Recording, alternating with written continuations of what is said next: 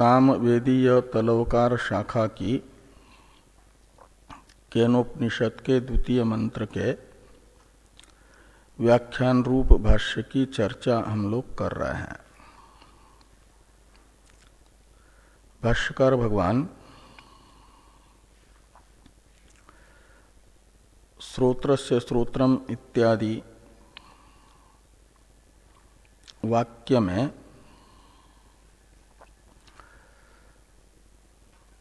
प्रयुक्त पदार्थ का स्पष्टीकरण कर रहे हैं।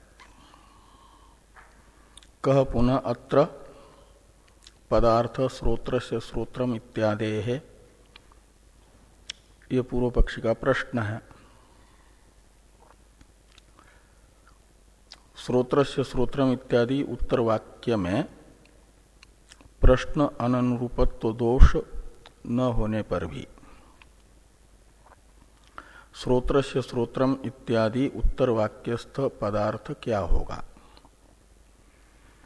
इस प्रश्न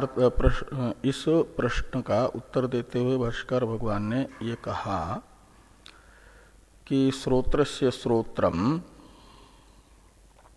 इत्यादि का पदार्थ है श्रोत्रादि का प्रेरक चेतन, श्रोत्रादि की प्रवृत्ति जिसके प्रयोजनार्थ है वह तुम्हारा जिज्ञास्य ब्रह्म है। ये प्रतिवचन वाक्य का अर्थ है। इसे स्पष्ट करने के लिए ये कहा गया भाष्यकार भगवान के द्वारा कि श्रोत्र की शब्द ग्रहण रूप व्यापार में प्रवृत्ति दिख रही है, ये सबके अनुभव में आ रही है। यह प्रवृत्ति चेतन की प्रेरणा के बिना संभव नहीं है। तो ये निश्चित होता है कोई न कोई चेतन इसका प्रेरक है, जिसके सामर्थ्य से जड़ श्रोत्र में शब्द ग्रहण रूप व्यापार हो रहा है, शब्द का अभिव्यंजन हो रहा है, शब्द का ज्ञान हो रहा है। जड़ में ज्ञान का सामर्थ्य नहीं होता, जैसे जल में जलाने का सामर्थ्य नहीं है, लेकिन उबलता हुआ जल कहीं शरीर में पड़ जाए तो शरीर को जला देता है। तो मानना होता है कि स्वभावतः अदाहक जल में दहन सामर्थ्य किसी अन्य के निमित्त से है। वो स्वभावतः दाहक अग्नि निमित्तक स्वभावतः अदाहक जल में दहन सामर्थ्य है। ऐसे ही स्वभावतः प्रकाश स्वरूप ज्ञान स्वरूप जो है उसके निमित्त से स्वभावतः जड़ इंद्रिय में प्रकाशन का सामर्थ्य होगा, ज्ञान का सामर्थ्य होगा। वो जो स्वाभाविक अभिव्यक्ति स्वरूप है, ज्ञान स्वरूप है, उसे यहाँ पर श्रोत्रस्य श्रोत्रम वाक्य के अर्थ के रूप में लेना है। वो पदार्थ है जड़ श्रोत्र इंद्रिय में शब्द ज्ञान का सामर्थ्य जिसके स्वाभाविक ज्ञान रूप के निमित्त से है, वह श्रोत्र से श्रोत्रम इस वाक्य का अर्थ है। इसे भाष्यकार भगवान ने बताया और इसी अर्थ को श्रोत्र से श्रोत्रम इस श्रुति के अन्य श्रुति वचनों से संवादित करने के लिए कई एक श्रुति वचन तथा गीता के भी 2 वचन भाष्कर भगवान ने बताए समर्थक।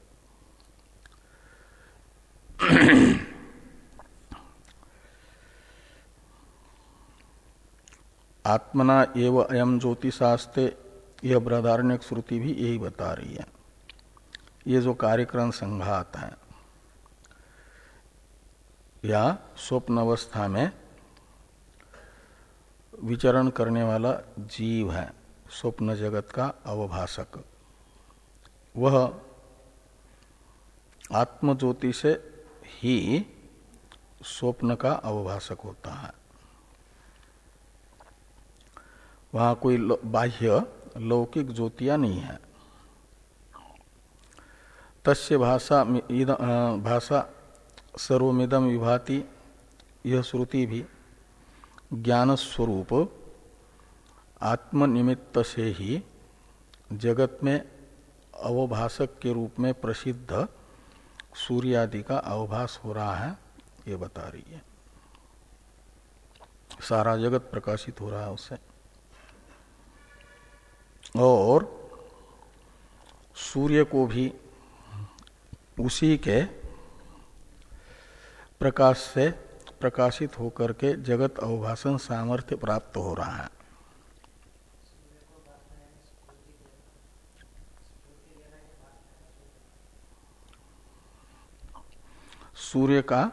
सूर्य को प्रकाशित करना, हाँ, तो अवभाषण सामर्थ्य देना। अवभाषण सामर्थ्य क्या है? इस जगत को दिखा रहा है सूर्य। वह यदि चेतन आत्मा सूर्य को सत्ता स्फूर्ति देता है, जो अधिष्ठान, वो सत्ता स्फूर्ति देना ही अवभाषित करना, युद्ध करना है। फिर सूर्य जो है प्रकाशित करता है सत्ता स्फूर्ति अपने अधिष्ठान भूत चेतन से पा करके। ये न सूर्यस्तपति तेजसा युद्ध से बताया जा रहा है। ऐसे गीता में भी 13 और 15वें अध्याय में बताया कि आत्मा से ही सारा जगत अवभाषित होता है।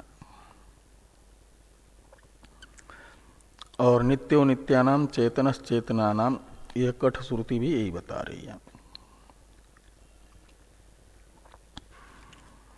तो श्रोत्रस्य श्रोत्रम इत्यादि प्रतिवचन वाक्य का पदार्थ भी अनुपपन्न नहीं है, उपपन्न है। इसलिए प्रतिवचन वाक्य के पदार्थ की अनुपपत्ति नामक दोष से भी रहित यह प्रतिवचन वाक्य है। प्रश्न अनुरूप्य भी है और पदार्थ भी उपपन्न है। अब श्रोत्रादि एव इत्यादि से श्रोत्र से श्रोत्रम इत्यादि प्रतिवचन वाक्य के तात्पर्य को भाष्यकार भगवान बताने जा रहे हैं।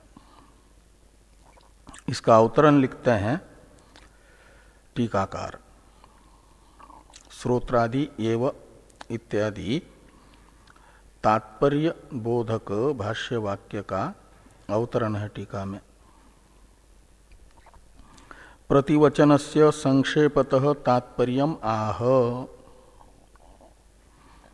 प्रतिवचनस्य यानी शिष्य के प्रश्न का उत्तर रूप जो वचन है, आचार्य के मुख से निकला हुआ श्रुति वचन, उसका संक्षेप में तात्पर्य कथन भाष्यकार भगवान करते हैं। श्रोत्रादि एव सर्वस्य आत्मभूतम चेतनम इति प्रसिद्धम तद इह निवर्त्यते। अविद्या अवस्था में आविद्यक उपाधि से युक्त चैतन्य रूप जो जीव है, प्राणी है, इन सभी आविद्यक प्राणियों का ये निश्चय है। क्या निश्चय है? कि ये श्रोत्रादि ही आत्मा है, मैं हूं। श्रोत्रादि संघात में ही अहम बुद्धि अविद्या अवस्था में सब प्राणियों की है। इसलिए सभी प्राणियों को व्यावहारिक अवस्था में मैं के रूप में श्रोत्रादि ही निश्चित है। प्रसिद्ध है का अर्थ निश्चित है। और श्रुति ये जो भ्रांति है लोगों की, श्रोत्रादि ही आत्मा है करके, मैं है करके, इस भ्रांति का निराकरण कर रही है। श्रोत्रादि का जो श्रोत्रादि है, यानी श्रोत्रादि में अपने अपने विषय प्रकाशन सामर्थ्य का निमित्त जो चेतन है, वह श्रोत्रादि से अलग है, वह आत्मा है, वो ब्रह्म है। ये श्रोत्रस्य श्रोत्रम इत्यादि प्रतिवचन वाक्य का तात्पर्य है। श्रोत्रादि में आत्मबुद्धि का व्यावर्तन अपने अधिकारी के करना, ये इसमें इस वाक्य का तात्पर्य है। इसे भाष्कर भगवान ने कहा कि श्रोत्रादि एव सर्वस्य आत्मभूतम चेतनम। श्रोत्रादि को सभी व्यावहारिक अवस्था में आत्मरूप चेतन समझते हैं। यही आत्मा चेतन है। और वो आत्मा कौन है? तो यही श्रोत्रादि है। अनात्मा जड़ है, आत्मा चेतन है, ये तो मानते हैं। लेकिन वो चेतन आत्मा कौन है? तो शब्दादि विषयों का अभिव्यंजक श्रोत्रादि ही आत्मा है। ये भ्रांति लोगों में है। तत् यानी ये भ्रांति, भ्रम, विपरीत निश्चय, यह निवर्तेते। अस्मिन् प्रतिवचन वाक्य, ये जो प्रतिवचन वाक्य है, इसमें इसी भ्रांति का निवर्तक यथार्थ स्वरूप आत्मा का ज्ञापन करके निवृत्त किया जा रहा है भ्रांति को।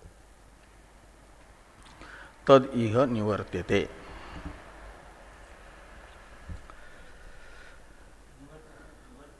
हाँ, निवर्त्यते कर्मणि प्रयोग है। हाँ हाँ, प्रतिवचन वाक्य न, हाँ हाँ, अध्यार करना है। तो ये प्रतिवचनात्मक जो श्रुति है उसके द्वारा निवृत्त किया जा रहा है विपरीत निश्चय।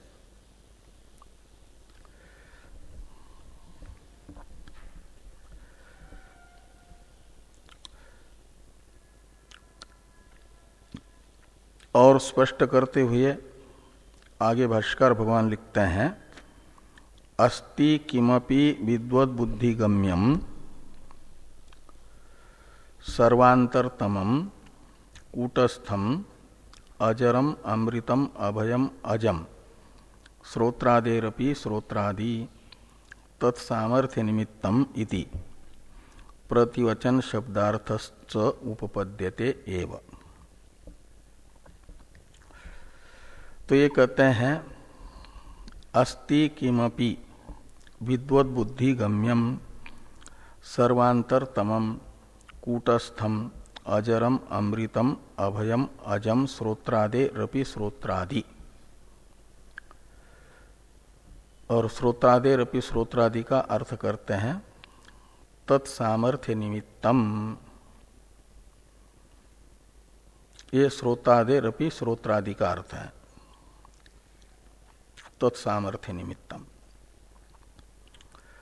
तो कहते हैं किमपि अस्ति, कोई न कोई है। क्या है? तत्सामर्थ्य निमित्तम, यानी श्रोत्रादि में, स्वतः जड़ श्रोत्रादि में शब्दादि अभिव्यंजन सामर्थ्य निमित्तम किमपि अस्ति, ऐसा अन्वय करना। स्वतः जड़ श्रोत्रादि में जो शब्दादि अभिव्यंजन सामर्थ्य है, उसका निमित्तभूत कोई न कोई चेतन विद्यमान है। वह श्रोत्रादि से अलग है। उसका अनुभव विद्वानों को होता है। इसलिए कहते विद्वद बुद्धि गम्यम दृश्यते त्वग्रया बुद्धिया सूक्ष्मया सूक्ष्मदर्शी भी। इस कठ वाक्य के अनुसार जो साधक की साधना से निवर्त्य दोषों से रहित बुद्धि है, तत्त्वमसि इत्यादि वाक्य से उत्पन्न हुई अहम ब्रह्मास्मि इत्याकारी का बुद्धि की वृत्ति को बुद्धि कहा जा रहा है। विद्वत बुद्धि शब्द से लेना है स्थित प्रज्ञ की बुद्धि, ब्रह्मनिष्ठ की बुद्धि। वो ब्रह्मनिष्ठ की बुद्धि होती है अहम ब्रह्मास्मि इत्याकारक चरम परिणामवती, तत्त्वमसि वाक्य से उत्पन्न हुई प्रमा से युक्त। वो है विद्वत बुद्धि, जिसमें अविद्या ग्रंथि का उच्छेद हो गया है, ऐसी बुद्धि, आभानापादक आवरण से भी रहित, और उनसे, उस बुद्धि से, विद्वत बुद्धि से गम्य, यानी अनुभव योग्य। श्रोत्रादि में शब्दादि अवभाषण सामर्थ्य का कोई न कोई निमित्त विद्वानों के बुद्धि से अवगत होने वाला है, अस्ति। वो कैसा है विद्वान? जिसका मय के रूप में अनुभव करते हैं, कहते हैं वह सर्वांतर है। इसलिए सर्वांतर तमम, तम प्रत्यय अनेकों में से एक की विशेषता को स्पष्ट करने के लिए होता है। तो अन्नमय कोश से प्रारंभ करके सर्वांतर तम जो आत्मा है वहां तक 6 है। पहला अन्नमय कोश, ऐसे 5 कोश, और इन 5 कोशों से भी अभ्यंतर छठा है ब्रह्मपुच्छम प्रतिष्ठा। इस वाक्य से तैत्रीय में जिसको कहा जाता है वो, तो ये 6 हो गए। इनमें से 5 है अंतर, अभ्यंतर। अन्नमय के अभ्यंतर हैं 5, अन्नमय है सबसे बाहर। और इन 5 में से सबसे अभ्यंतर कौन है? वो ब्रह्मपुच्छम प्रतिष्ठा से बताया गया ब्रह्म, उसे कहा जाएगा सर्वाभ्यंतर तम। सर्व अभ्यंतर से तो 5 को भी कहा जाएगा, प्राणमय कोश से लेकर के ब्रह्म तक। उनमें से एक एक अभ्यंतर अभ्यंतरतर ऐसे होते जाते हैं। प्राणमय से भी अभ्यंतर मनोमय, विज्ञानमय, आनंदमय और ब्रह्म, और उस मनोमय से भी अभ्यंतर 3 है, विज्ञानमय, आनंदमय और ब्रह्म। विज्ञानमय के भी अभ्यंतर है 2, आनंदमय और ब्रह्म। और आनंदमय के भी अभ्यंतर है एक, और उससे अभ्यंतर कौन है? तो उससे अभ्यंतर कोई नहीं है। वो अभ्यंतरत्व की पराकाष्ठा है, उसमें निरतिशय अभ्यंतरत्व है। वहां जाकर के अभ्यंतरत्व की सीमाएं समाप्त होती है, इसलिए तम प्रत्यय हुआ। सर्वाभ्यंतर तमम। श्रोत्रादि में अपने अपने विषय के अभिव्यंजन सामर्थ्य का निमित्त भूत वह श्रोत्रादि तो विज्ञानमय कोष तक ही चलते हैं ना। वो मनोमय कोष में पंच ज्ञानेन्द्रिय और मन, विज्ञानमय कोष में पंच ज्ञानेन्द्रिय और बुद्धि, और उससे भी अभ्यंतर है आनंद में, और उससे भी अभ्यंतर है ये। और वो जो आनंदमय से भी अभ्यंतर है वो है स्वतः चिद्रूप चेतन। उसमें उसका स्वरूप ही अवभासन है, जैसे अग्नि का स्वरूप ही दाहक है, स्वरूपतः दाहकत्व है, ऐसे उसमें स्वरूपतः अवभासन है। और उससे अतिरिक्त में कहीं अवभासन सामर्थ्य दिखता है, दाहकत्व अग्नि से अतिरिक्त कहीं दिखता है, तो अग्नि के निमित्त से। ऐसे अवभासन स्वरूप है जिसका आत्मा का, उससे अतिरिक्त किसी अनात्मा में अवभासन दिखता है सामर्थ्य, तो वह इसी के निमित्त से है, इसके संपर्क से है, ये कहा जा रहा है। वो है श्रोत्रादि का श्रोत्रादि।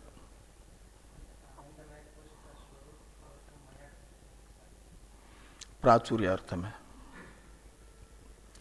प्राचुर्य अर्थ में। और वो जो प्रिय मोद प्रमोद आदि वृत्ति से वृत्तियों से युक्त ये है मन कहो, अंतःकरण कहो, वो है आनंदमय कोश। सुसुप्ति में भी सामान्य अंतःकरण रहता है और वहां भी आनंद प्रचुरता है, इसलिए आनंदमय कोश कहा जाता है। अविद्या तम प्रधान अविद्या है और आनंद प्राचुर्य है, दुख नहीं है। तो वो सर्वाभ्यंतरतमम, वो श्रोत्रादे श्रोत्रादि का विशेषण है। ऐसा कोई न कोई श्रोत्रादि का श्रोत्रादि है जो सर्वाभ्यंतर है, और जिसका विद्वान मय के रूप में अनुभव करते हैं। और वो निर्विकार है, इसे कूटस्थम शब्द से बताया जा रहा है। कूटस्थ है वो। आनंदमय आदि तो विकारी है, कूटस्थ नहीं है। और अजर है, यानी जरा से रहित है। और क्या है? अजरम अमृतम अभयम अजम। तो कूटस्थत्व को ही स्पष्ट करते हुए अजरम अमृतम और अजम पद है, यानी जरा नामक जो विकार है उससे रहित है। अमृतम से बताया जा रहा है अंतिम विकार विनाश से रहित है। अजम से बताया जा रहा है प्रथम विकार से रहित है। और अभयम बता रहा है भय तथा भय हेतु से रहित है। भय का हेतु होता है द्वैत। द्वैत दर्शन से भय होता है ना, विभेति अस्मात् इति भयम ऐसी भय शब्द की उत्पत्ति करते हैं तो भय शब्द का अर्थ है भय का हेतु, और अभयम का अर्थ हो जाएगा उससे रहित। नास्ति भयम यस्मिन तद अभयम, ऐसी उत्पत्ति करने से अभय शब्द का अर्थ निकलता है भय के हेतु से रहित। सर्वाभ्यंतर जो ब्रह्म है उसमें भय का हेतु द्वैत प्रतीति नहीं है, द्वितीयत्व नहीं है, अद्वैत है वो। द्वितीयाद्वय भयम भवती श्रुति द्वैत से भय बता रही है। तो अभयम वो है, यानी ऐसा किमपि विद्वत बुद्धिगम्यम अस्ति, वो है श्रोत्रादि का श्रोत्रादि, श्रोत्रादे रपि श्रोत्रादि। और श्रोत्रादे रपि श्रोत्रादि का अर्थ क्या निकलेगा? तो कहते तत्सामर्थ्य निमित्तम, तत्सामर्थ्य में तत्शब्द से श्रोत्रादि को लेना है, श्रोत्रादि के शब्दादि अभिव्यंजन को लेना है। श्रोत्रादि का जो शब्दादि अभिव्यंजन रूप व्यापार है, उस व्यापार का सामर्थ्य निमित्त जो है श्रोत्रादि में, वो है श्रोत्रादि का श्रोत्रादि। ये सब इन शब्दों से सर्वाभ्यंतरतमम, कूटस्थम, अजम, अजरम इत्यादि शब्द का अर्थ समन्वित हो रहा है किसमें? ब्रह्म में। इसलिए श्रोत्रादे रपि श्रोत्रादि का अर्थ निकलेगा ब्रह्म, वो वास्तविक आत्मा है। तो ये तत्सामर्थ्य निमित्तम, इसके पास में थोड़ा शेष जोड़ने के लिए टीकाकार कहते हैं, ये शेष जोड़ना। यस्मात् अस्ति श्रोत्रस्य श्रोत्रम तस्मात् श्रोत्रादौ आत्मबुद्धि संत्यक्तव्या इति शेष। तो ये जो तत्सामर्थ्य निमित्तम है, इसके पास में इतना जोड़ना है। यहाँ दोनों जगह यस्मात् छपा है, अंतिम दूसरा जो यस्मात् शब्द है उसके स्थान पर तस्मात् होना चाहिए। शुरू में एक यस्मात् है, यस्मात् अस्ति श्रोत्रस्य श्रोत्रम, इसके बाद भी यस्मात् ही छपा है, उसको तस्मात् होना चाहिए। तस्मात् है ना, वही पुराने पुस्तक में तस्मात् नहीं है, यस्मात् है, उसको तस्मात् करना कि तस्मात् श्रोत्रादो आत्मबुद्धि संत्यक्तव्या। ये इतना शेष जोड़ना है। कहाँ पर जोड़ना है? तत्सामर्थ्य निमित्तम, इसके पास में। तो अर्थ क्या निकलेगा कि जिस कारण से कोई न कोई सर्वाभ्यंतर, कूटस्थ, अजर, अमृत, अभय, अज वस्तु विद्यमान है विद्वानों के बुद्धि से अनुभव में आने वाली, वह श्रोत्रादि में शब्दादि अभिव्यंजन सामर्थ्य का निमित्त है। ऐसी वस्तु जिस कारण से विद्यमान है, तस्मात् उस कारण से अधिकारी को चाहिए कि श्रुति के इस श्रोत्र से श्रोत्रम उपदेश को सुन करके अभी तक अनादिकाल से जिन श्रोत्रादियों में आत्मबुद्धि कर रहा है, उनमें आत्मबुद्धि का परित्याग करें और श्रोत्रादि का श्रोत्रादि जो है उसे मैं समझे, उसका मैं के रूप में अनुभव करके श्रोत्रादि को मैं के रूप में छोड़ दें। इतना जोड़ना है। ये श्रोत्र से श्रोत्रम इत्यादि प्रतिवचन वाक्य का तात्पर्य है। ये कह रहे हैं कि यस्मात् अस्ति श्रोत्र से श्रोत्रम तस्मात् श्रोत्रादो आत्मबुद्धि संत्यक्तव्या इति। बाद में वहां इति है न, तत् सामर्थ्य निमित्तम इति। वह इति उसके साथ जुड़ेगा। इति प्रतिवचनम शब्दार्थश्च उपपद्यते एव। इस प्रकार प्रतिवचन वाक्य प्रश्न के अनुरूप उपपन्न होगा और इस वाक्य का शब्दार्थ भी उपपन्न होगा। यानी वाक्यार्थ भी ठीक है और प्रश्न का अनुरूप ही प्रतिवचन भी है, दोनों दोष नहीं है। ये यहां पर श्रोत्र से श्रोत्रम, ये जो प्रथम अवान्तर वाक्य है इसकी व्याख्या पूरी होती है। बाद में आता है दूसरा अवान्तर वाक्य मनसो मनोयत। इसकी व्याख्या भाष्यकार भगवान प्रारंभ करते हैं। तथा मनसो अंतःकरणस्य मनः, मनसो मनोयत, इसमें मनसः मनः इन दो पदों की व्याख्या की जा रही है। तो जैसे श्रोत्र से श्रोत्रम का अर्थ निकला, क्या अर्थ निकला कि श्रोत्र में शब्दाभिव्यंजन सामर्थ्य का निमित्त जो चेतन है वो वास्तविक आत्मा है, श्रोत्र ही आत्मा नहीं है।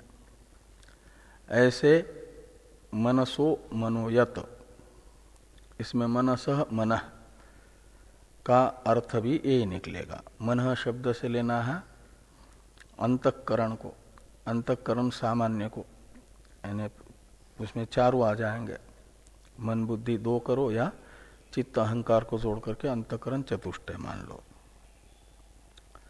तो ये अंतःकरण चतुष्टय ये भी अपंचकृत पंचभूतों के सम्मिलित सत्वगुण का परिणाम स्वरूप होने से इसके उपादान कारण पंचभूत जड़ है, तो ये भी जड़ है। जड़ होने से इसमें मनन सामर्थ्य सुख नहीं होगा, लेकिन इसमें भी अपने मनन अध्यवसाय चिंतन आदि व्यापार दिख रहे हैं।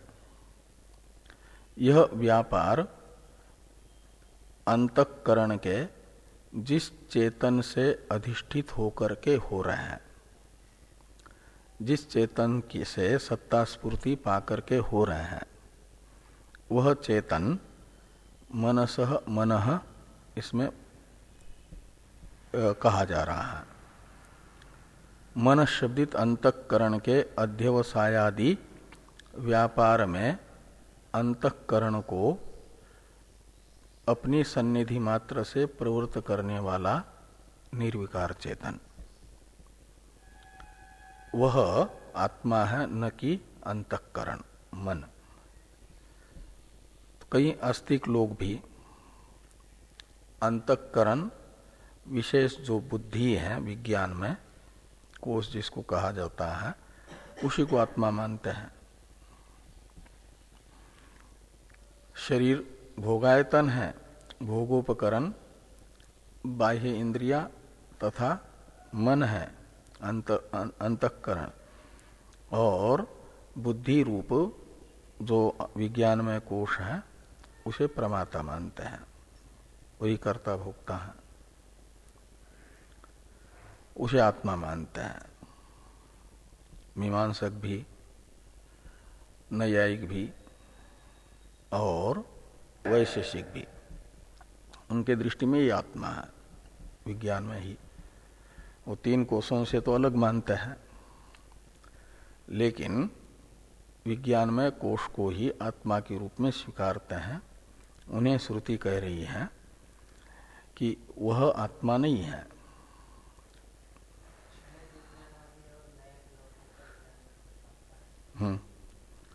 वो विज्ञान की यानी बुद्धि का जो परिणाम है, अहम अहम इत्याकारक चित्तवृत्तियों का प्रवाह, उसे आलय विज्ञान मानते हैं।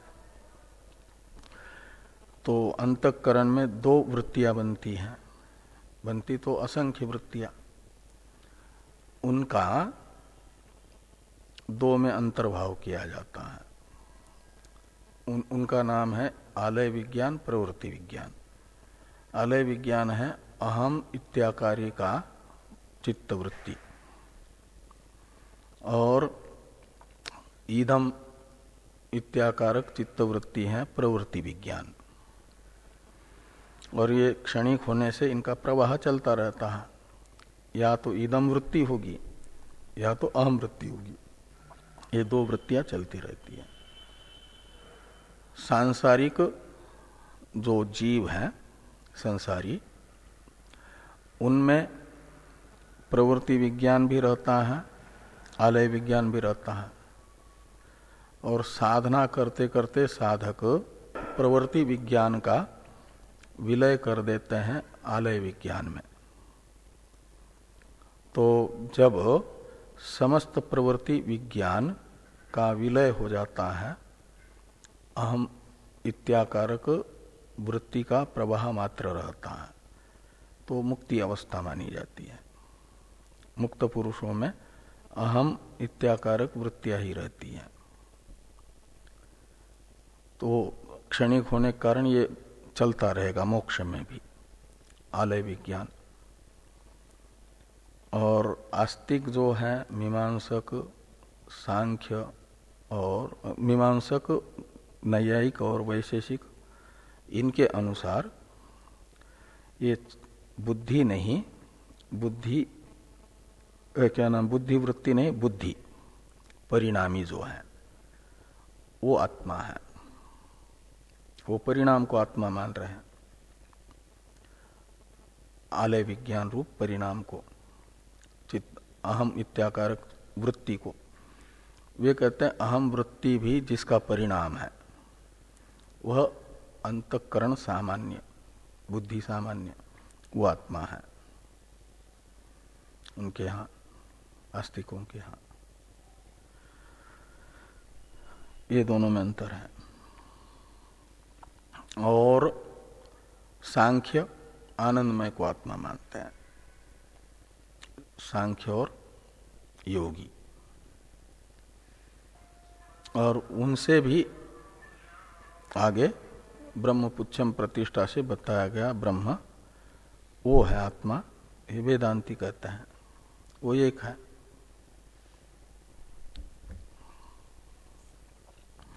तो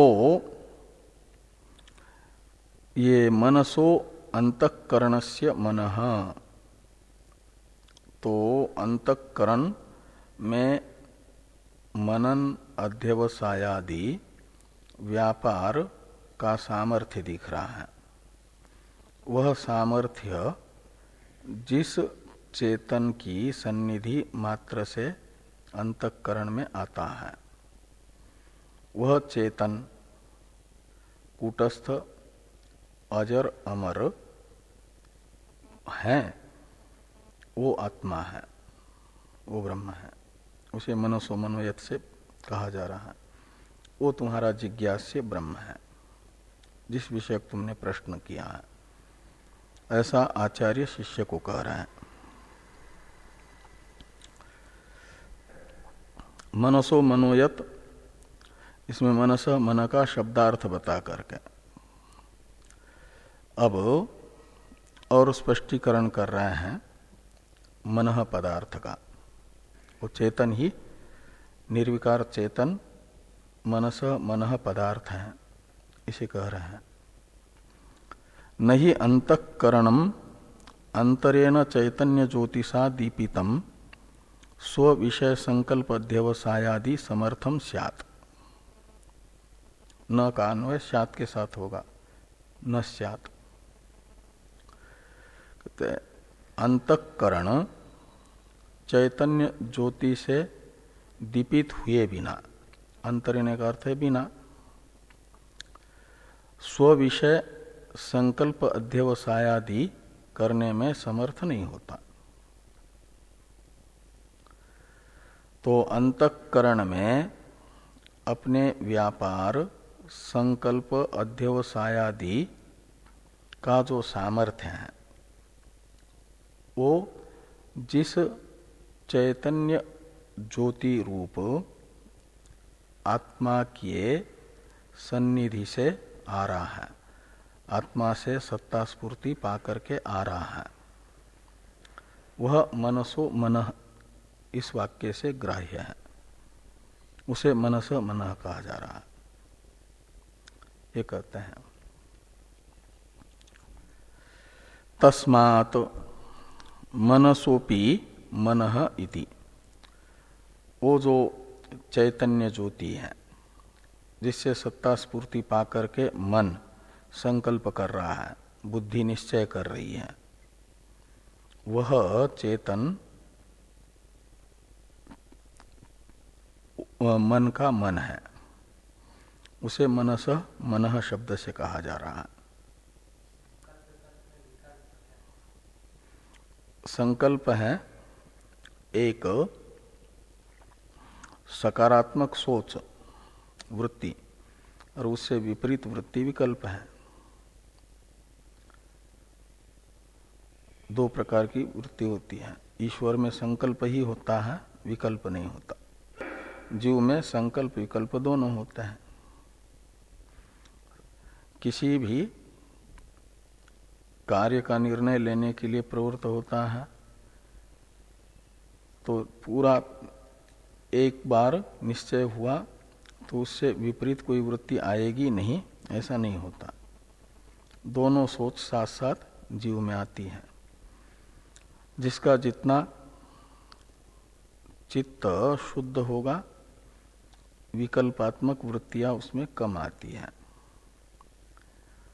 संकल्प अधिक होता है। और पूर्ण शुद्ध चित्त जो होता है उसमें फिर विकल्प नहीं रहता,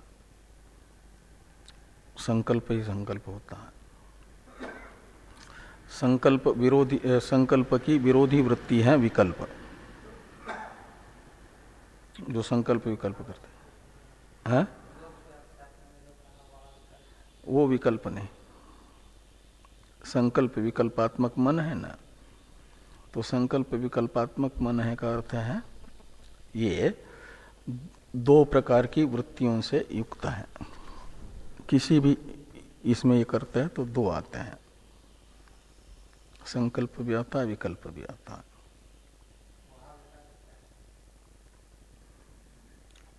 वो सूत्र बताइए विकल्प का लक्षण करने वाला। अभी सूत्र हमारी है ना, एक तो अर्थ शून्य शब्द मात्र विकल्प, एक विकल्प का वो भी लक्षण होता है, वो नहीं। और एक विकल्प संशय में भी होते हैं, जो ये कहते हैं ना दो कोटि, एक ये विकल्प एक ये विकल्प। तो विकल्प शब्द के अलग अलग में अलग अलग होंगे, तो वहां का निश्चित अभी क्या ये किया हमको ये नहीं है। तो संकल्प विकल्पात्मक मन है,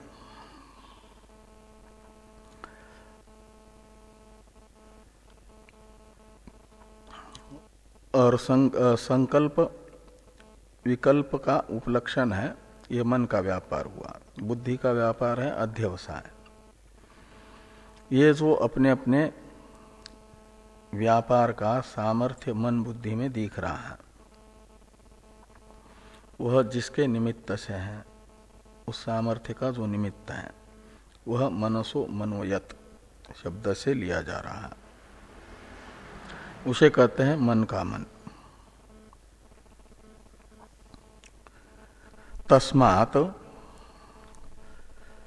मनसोपि मनः इति। तो यहां पर मन शब्द का प्रयोग मन बुद्धि दोनों के लिए है।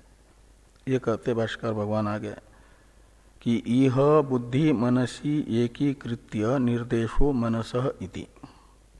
जो षष्ट्यंत मनस पद है वह बता रहा है मन बुद्धि दोनों को, और इसी के अंदर से चित्त और अहंकार को भी अलग करना है तो चारों को मनस इस षष्ट्यंत पद से लेना है, अंतःकरण चतुष्टय को या अंतःकरण द्वय को।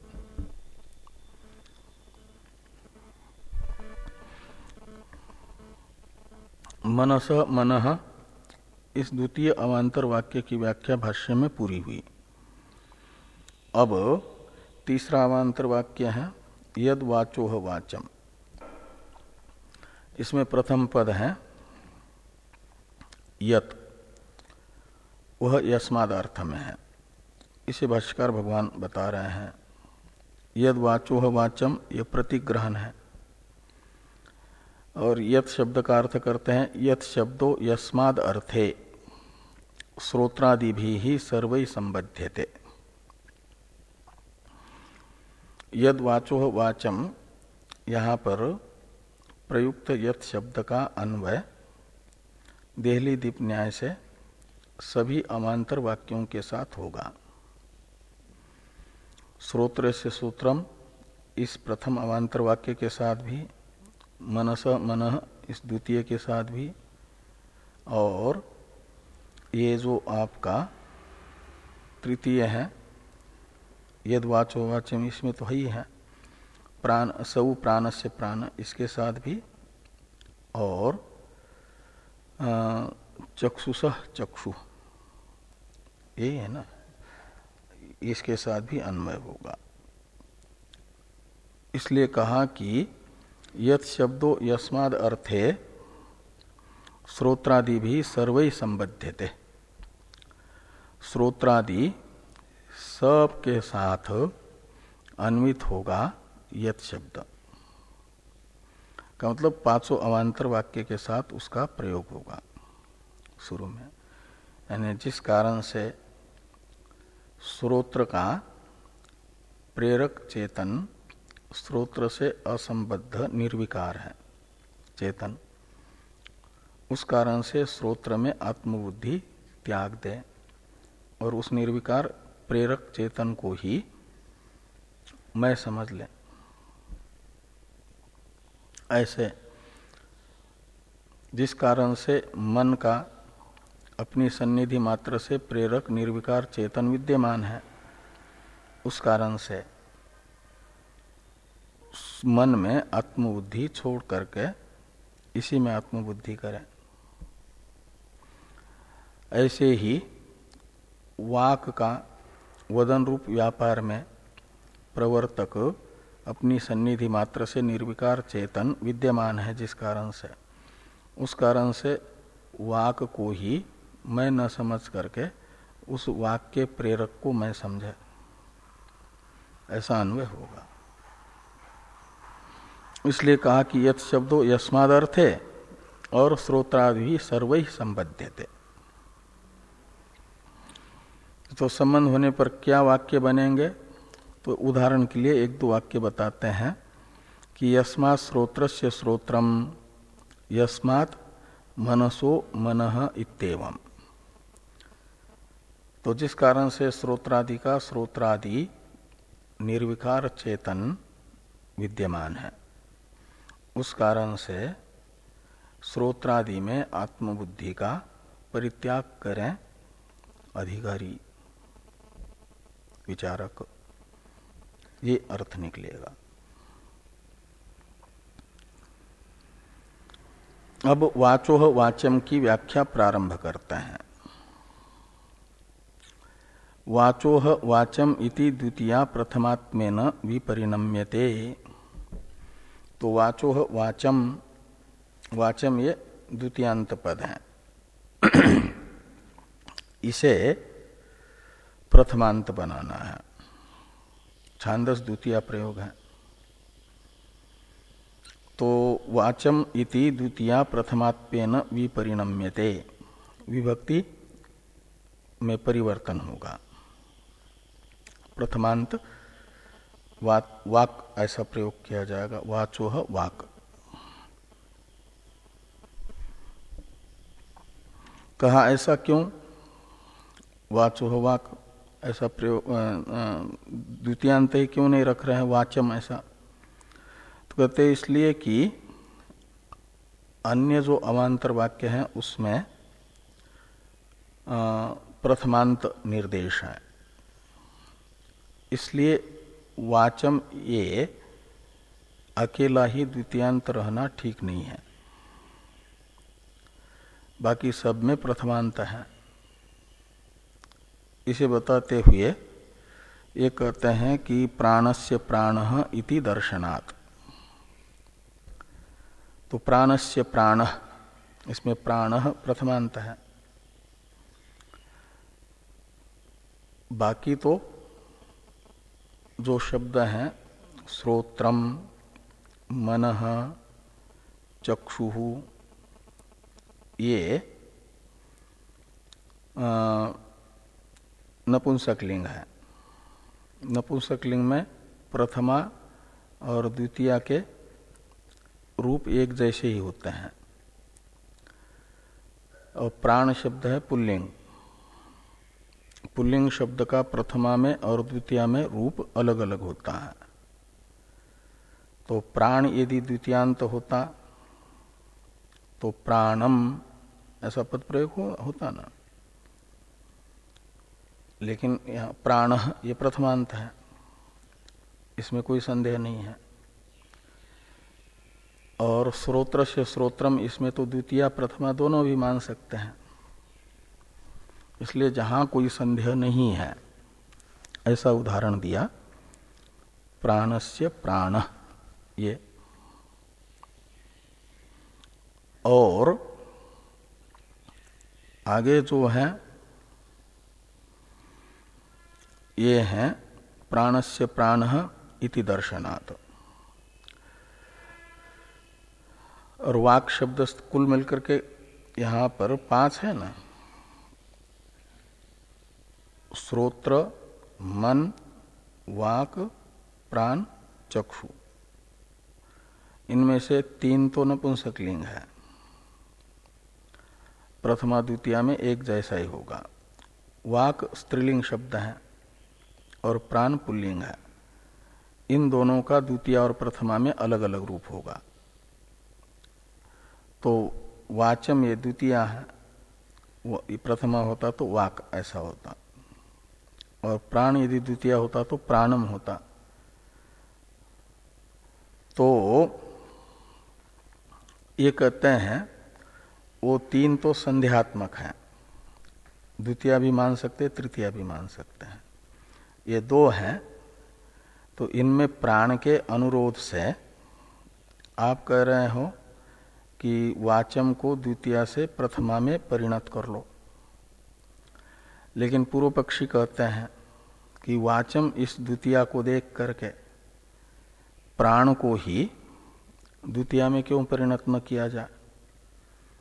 क्यों प्राण इस शब्द के अनुरोध से वाक को ही प्रथमा में विपरिणत करना है? ये भी प्रश्न हो सकता है ना। उसका उत्तर देने के लिए भाष्यकार भगवान लिखते हैं कि वाचोह वाचम इति एतद अनुरोधेन प्राणस्य प्राणम इति कस्मात् द्वितीया एव न क्रियते, ये पहले प्रश्न हुआ। वाचोह वाचम, यहाँ पर जो द्वितीयांत वाच शब्द है इसके अनुरोध से प्राणस्य प्राणम ऐसा प्राण को ही प्रथमा से द्वितीया में क्यों परिणत नहीं किया जा रहा है? ये यदि पूछा जाता है पूर्व पक्ष के द्वारा तो सिद्धांति कहते हैं न, बहुनाम अनुरोधस्य युक्तत्वात्। कहते हैं वाचम ये एक शब्द है द्वितीयांत, तो अनेकों का अनुरोध स्वीकार करना उचित होता है। तो यदि वाचम इस एक को प्रथमा में परिणत करते हैं तो एक को ही बदलना पड़ता है, और वाचम इस द्वितीया के आग्रह पर प्रथमा में बदलना पड़ेगा, प्रथमा को द्वितीया में बदलना होगा तो दो को बदलना पड़ेगा, जो असंदिग्ध दो है प्रथमा के रूप में प्रयुक्त, वो दो हैं सऊ प्राणस्य प्राण। इसमें स ये भी प्रथमांत है ना, और प्राण ये भी प्रथमांत है। यदि स ये तत्शब्द का रूप है पुल्लिंग में, और द्वितीय होता तो तम होता, तम उ प्राणस्य प्राणम ऐसा प्रयोग करती श्रुति। तो यहाँ स और प्राण ये दो प्रथमांत शब्द हैं, इन दोनों को द्वितीया में परिणत करना पड़ेगा। और इन दोनों का बदल न करके मात्र वाक को प्रथमा करते हैं तो एक में ही परिवर्तन करना पड़ रहा है। तो दो में परिवर्तन की अपेक्षा एक में परिवर्तन करना लाघव है ना, ये कह रहे हैं। तो बहुनाम अनुरोधस्य युक्तत्वात् वाचम इति अस्य वाक इति एतावद् वक्तव्यम सवु प्राणस्य प्राण इति शब्दद्वय अनुरोधेन। तो अनेकों का अनुरोध स्वीकारना उचित माना जाता है। तो वाचम इस अकेले को वाक ऐसा प्रथमा में परिणत करना उचित होगा। तो सव प्राणस्य प्राण यहां दो में परिवर्तन नहीं करना पड़ेगा शब्दद्वय के अनुरोध से, ये यहां पर कहा गया। ऐसा करते हैं तो कहते एवं ही बहुनाम अनुरोधो युक्तः कृत स्यात्। तो जो न्याय है बहुनाम अनुरोधस्य युक्तत्वात्, यह न्याय भी सार्थक हो जाएगा वाक को प्रथमा में परिणत करते हैं तो। और द्वितीया के अनुरोध से प्रथमा को द्वितीया में परिणत करेंगे तो अनेकों में परिवर्तन करना पड़ेगा, तो न्याय का अनुग्रह प्राप्त नहीं होगा। तो ये कहा कि एवं ही बहुनाम अनुरोधो युक्तः कृत स्यात्। आगे हैं और भी एक हेतु बताया जा रहा। एक तो एक न्याय हुआ ये बहुनाम अनुरोध से युक्तत्वात्। दूसरा कहते हैं प्रश्नकर्ता के द्वारा जिस अर्थ को पूछा गया है उस अर्थ का वाचक शब्द का प्रयोग प्रथमा में करना ही उचित माना जाता है। इस अभिप्राय से कहते हैं पृष्टंच वस्तु प्रथमया एव निर्देष्टुम युक्तम। तो जो पृष्ठ वस्तु है उसका प्रथमा में ही परिणाम यानी प्रथमा से ही निर्देश करना उचित होता है। तो शिष्य ने केने शीतम पतति प्रेषितम मन से पूछा है किसको, मनादि के प्रेरक को। और यहाँ श्रोत्र से श्रोत्रम वाचो वाचम इत्यादि से बताया जा रहा है शिष्य के द्वारा पृष्ठ श्रोत्रादि का प्रेरक ही। तो श्रोत्रादि के प्रेरक को पूछा गया है, इसलिए उसके वाचक शब्द को प्रथमा में ही प्रयुक्त करना उचित है। इस अभिप्राय से कहा कि पृष्ठंच वस्तु प्रथमया एव निर्देष्टुम युक्तम। ये यहाँ तक यद वाचोह वाचम इसकी व्याख्या हुई। इसलिए वाचोह वाक और इसका अर्थ निकलेगा वाणी में वाग इंद्रिय में वदन सामर्थ्य का निमित्त वाग इंद्रिय से अलग निर्विकार चेतन है, वह आत्मा है। जिस कारण से उस कारण से वाग इंद्रिय में आत्मबुद्धि का त्याग करें, ये वाचो वाचम शब्द का अर्थ निकलेगा। तात्पर्य सऊ प्राणस्य क्या नाम सऊ प्राणस्य प्राण, इसकी व्याख्या आ रही है भाष्य में। इस पर चर्चा हम लोग कल करेंगे।